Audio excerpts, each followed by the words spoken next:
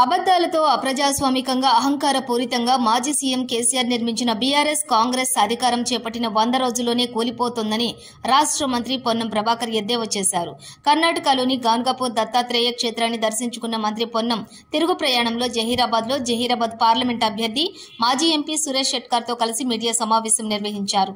అనైతికంగా అప్రజాస్వామికంగా నిర్మించినది ఏదీ నిలబడదని, కాంగ్రెస్ ప్రభుత్వం కూలుతుంది అంటున్న బారసాను చూస్తే అర్థమవుతుందని అన్నారు. కాంగ్రెస్ ప్రభుత్వం అన్ని కులమతాలను గౌరవిస్తూ ప్రణాళికాబద్ధంగా పరిపాలన సాగిస్తోందని అన్నారు. సీఎం రేవంత్ రెడ్డి సారథ్యంలో రాష్ట్ర ప్రభుత్వం మహాలక్ష్మి పథకంతో మహిళలకు ఉచిత ప్రయాణ సౌకర్యం కల్పిస్తూ నిర్వీర్యమైన ఆర్టీసీని బలోపేతం చేసే దిశగా సాగుతున్నట్లుగా చెప్పారు. 1000 కొత్త బస్సులు కొనుగోలు చేయడంతో పాటు మరో 2000 బస్సులు కొనుగోలు చేసేందుకు ప్రణాళికలు సిద్ధం చేశామని అన్నారు. 3000 పైచిలుకు ఉద్యోగ నియామకాలకు సంబంధించి ఇప్పటికే ప్రకటన వెలువరించామని గుర్తు చేశారు. 2013కు ముందున్న బ్యాండ్లను విడుదల చేశామని పీఆర్సీ ప్రకటించామని మంత్రి చెప్పారు.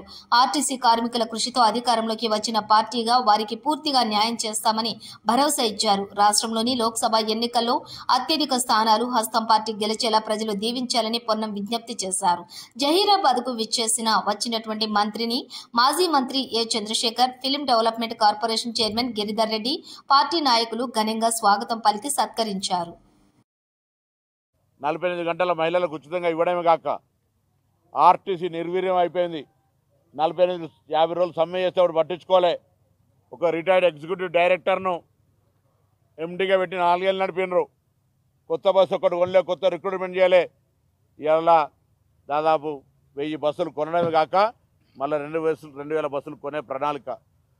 అన్నింటినీ దృష్టిలో పెట్టుకొని ప్రస్తుత పరిస్థితుల్లో ప్రజలు సానుకూలంగా ఉన్నటువంటి వాస్తవాన్ని జహీరాబాద్ నియోజకవర్గ పార్లమెంట్ ప్రజలు కూడా, అందులో ఈ అసెంబ్లీ హెడ్ క్వార్టర్కి సంబంధించిన వీళ్ళంతా కూడా